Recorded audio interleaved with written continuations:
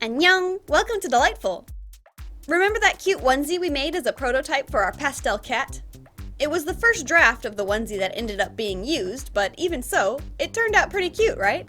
It was too small for the cat, so I'll never use it for anything. Or will I? Usually you have to make a new outfit to fit the doll, but in this rare case, I'm making a new doll to fit the outfit. I took the opportunity to design a very simple Easter bunny doll. I thought it would be the perfect companion for our pastel cat. I sketched it out on paper first. For a cute toddler character like this, I would usually prefer rounder shapes and chunkier limbs, like you can see I've drawn on type B there. But I need it to fit into this onesie, and I also want it to match the cat doll. So I intentionally designed it with the Hooju style in mind. Seeing as this is the first doll we've ever made from scratch, I thought we'd keep it simple with only 5 points of articulation: neck, shoulders, and hips. It's also going to be very small, only about 12 centimeters from ears to toe, so there wouldn't be any room to feed elastic through complicated joints anyhow. As I was drawing, I turned to the pros for help visualizing the joints. This is a handmade ceramic doll that I purchased from an artist named Dive Hara in 2017. I got to meet her and briefly chat at the art toy convention she was selling her work at. Definitely a highlight of the trip. Anyway, I delicately inspect the joints to gain insight into the strung-together workings of this kind of doll. Solid limbs, hollow body, hollow head. I decided to create our bunny doll in the same manner. With the drawing done, it's time for sculpting. Digital sculpting.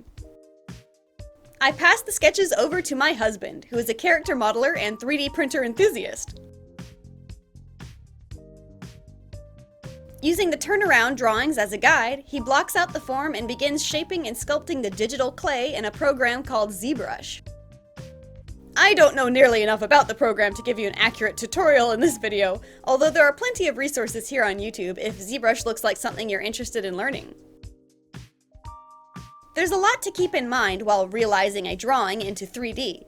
The size of the holes and sockets, forming the negative space inside the body to create a cavity, and above all, keeping in mind the thickness of the material. One thing he kept in mind was how large the eyes could be. The inset hemispheres represent the resin eyes, so they need to be far enough apart to fit in there together.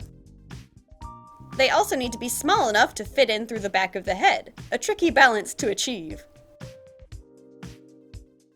In some places, the resin is only 2 millimeters thick. We wanted it thicker, but the size of the hole openings at the neck and arms demanded it come down to 2 millimeters, or even smaller. The holes need to be at least big enough for the elastic to slide through. I was worried that 2 millimeters would be too thin and snap under the tension of the elastic, but everything works out in the end. We also went back and forth on how far the slits in the joints should go back. A larger slit allows for more motion, but is also more unsightly. He also included a peg going across the gaps, but I asked him to take that out in favor of using a wire. I'll show you that in a minute. Here's the fully sculpted doll! Pretty cool, huh?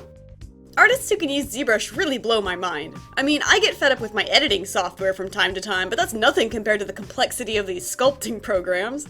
Mad respect. With the sculpting done, it's time to print it out! This is our EPAX 1 3D resin printer. Ooh! From start to finish, it only took about 4 hours to print the parts. It prints them upside down off that metal plate. You can see the support beams used to suspend the pieces in this shot. There are many colors of resin available, but black is the one my husband uses most frequently for his miniatures, so that's what was in the machine. Unlike a filament printer, which prints out plastic ready to go, a resin printer requires more effort and care. The payoff? Smoother pieces and finer detail. All while wearing protective gloves, the pieces are broken off the plate and rinsed several times with water. Some resin printers require more dangerous materials, such as IPA alcohol, to rinse off the residue, but this kind of resin, which is water-washable resin, only needs water. Much easier. The support beams that were necessary for the printing process are then delicately removed. The support beams that were necessary for the printing process are then delicately removed. delicately removed. After all that, the pieces are placed into our homemade UV lamp and left to cure for 30 minutes to an hour. This is because the pieces are still sticky and a bit squishy right out of the printer. A quick bath in UV light finalizes the resin curing process and makes the pieces safe to touch with bare hands. After all that, he hands the bunny doll back over to me. How'd it turn out? Great! No failed pieces or missing areas. It doesn't always go that smoothly. Even so, there's a couple bumps left over from the support beams, so we'll need to sand those off. I think I'll bust out the sculpting kit for this one. It's like I become more and more of a mad scientist with each episode.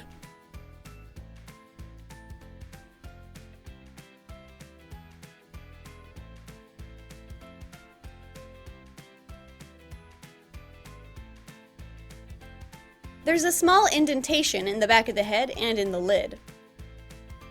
2 small magnets will be embedded in here, but they came out too small. So I ease open the hole with a drill until the magnets fall comfortably inside. Same with the lid. Next I glue in the magnets, making sure the correct poles are facing, of course.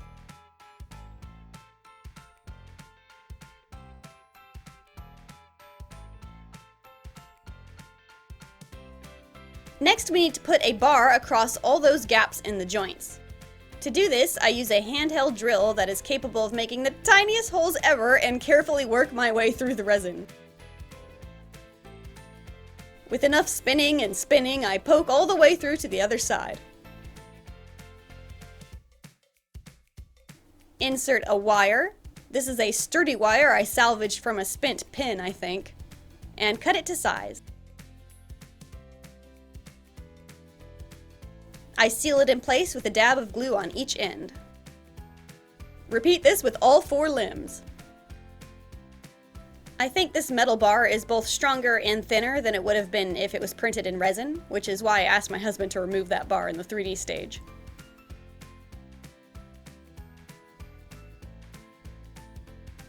Time for paint!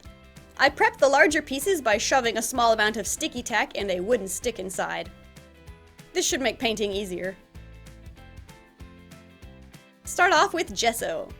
Seeing that we're starting off with black resin, it took about 3 coats to become opaque.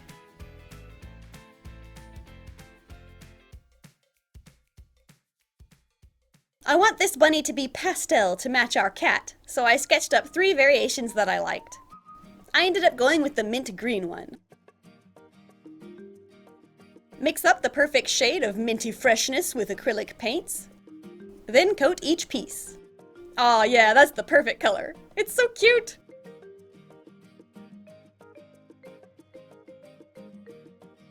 Before the next layer of acrylic paint, take a moment to sand down the brush strokes on each piece. This will smooth out the surface. I meant to do this on the gesso layers too, but I forgot. On the body, I sand and chip away any paint that got into the sockets. It's such a small doll that even the thickness of built-up paint may be enough to displace the limbs. So it's gotta go. Then continue on. I believe I only did 2 layers of color before moving on to facial details. I dab on 2 white acrylic eyebrows, 2 cute pink blush marks on either cheek, and a tiny pink nose.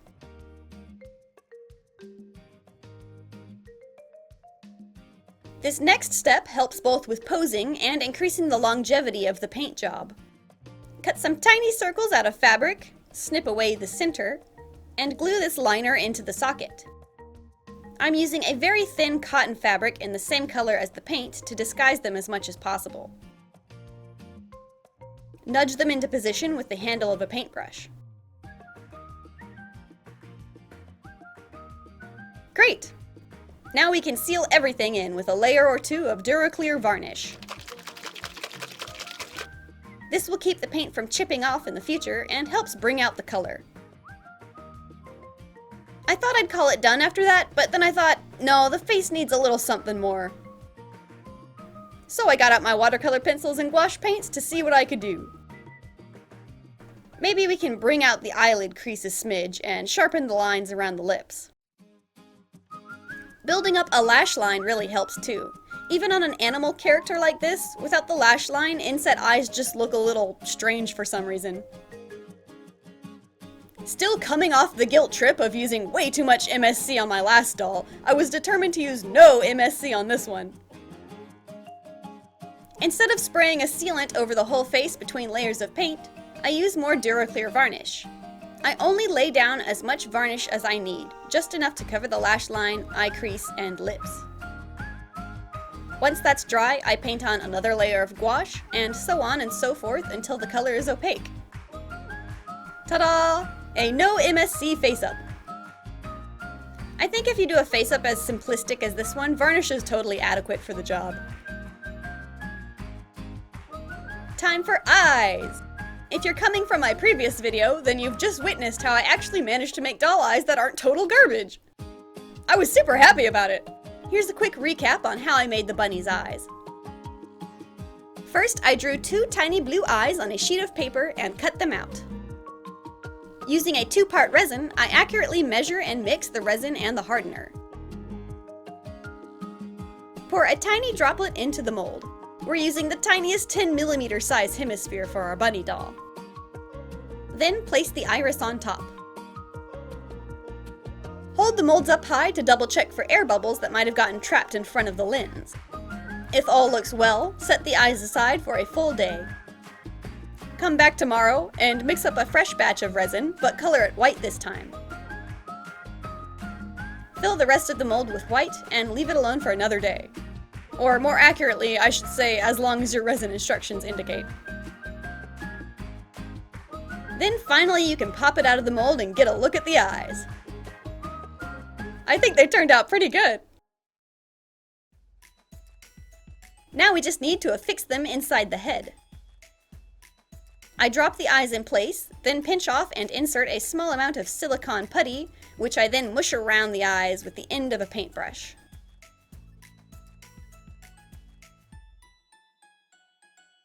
It's looking more and more like an actual doll with each step. How exciting! Now we have to string it together. I'll be honest, we did not leave ourselves much space to thread the elastic through, but it is just possible with the help of tweezers. Right up until the end, I was still thinking about how to string this little guy. Sometimes you can link the arms together and the legs connect to the head. But there simply isn't enough space to do the arms this way, so I figured, why not one big loop? Keep it simple.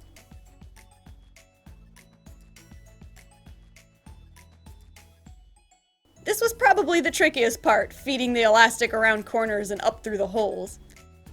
I had to use more wire at one part to catch and help guide the cord up through the neck hole. But it worked! It can be hard to visualize what's going on in there as I pull elastic this way and that way, so here's a drawing of the stringing plan.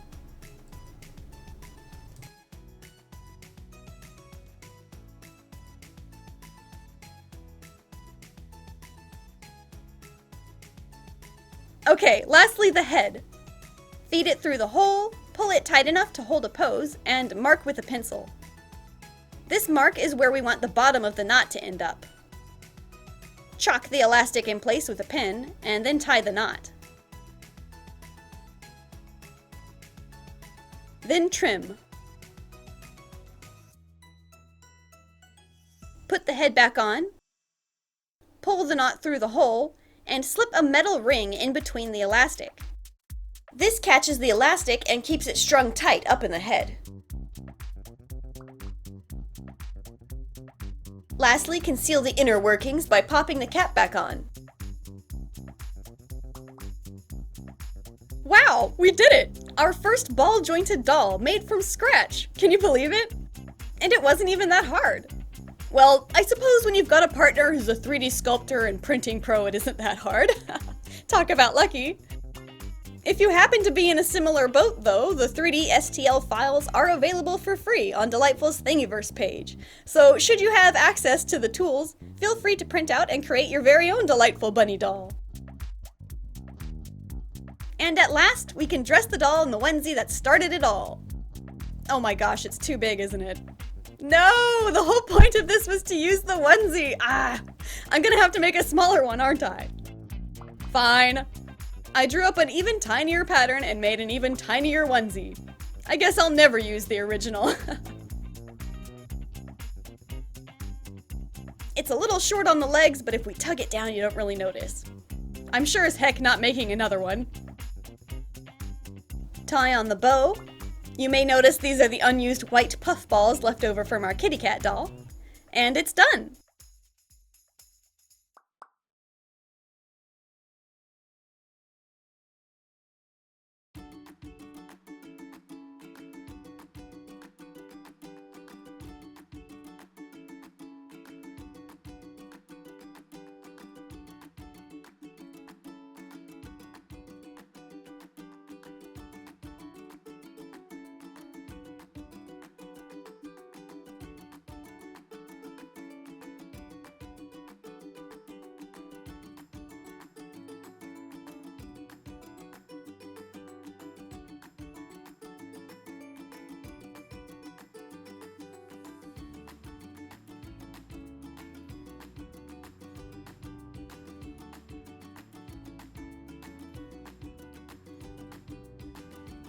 I've wondered about this for a while now, but have you noticed how the Repaint descriptor in these video titles and thumbnails doesn't really represent the kinds of dolls I do anymore?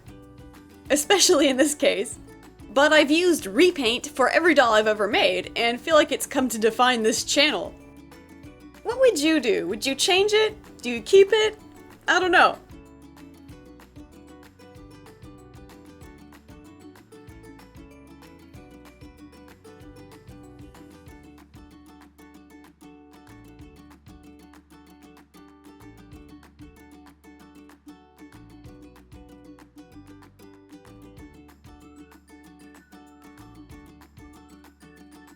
What do you think? The cat doll by itself looked a little out of place, seeing as I don't have that many anthropomorphic characters in the Dollightful cast, so I thought an additional bunny friend would fill that niche. And who doesn't think about cute baby bunnies and kittens this time of the year? It's a spring classic.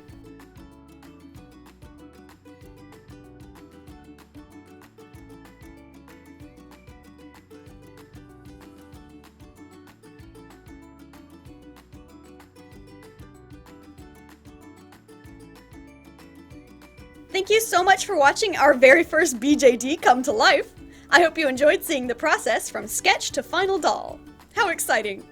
Subscribe for more doll-related silliness, as well as drawing and other art-related videos on this channel. See you in the next video! Stay artsy! 안녕!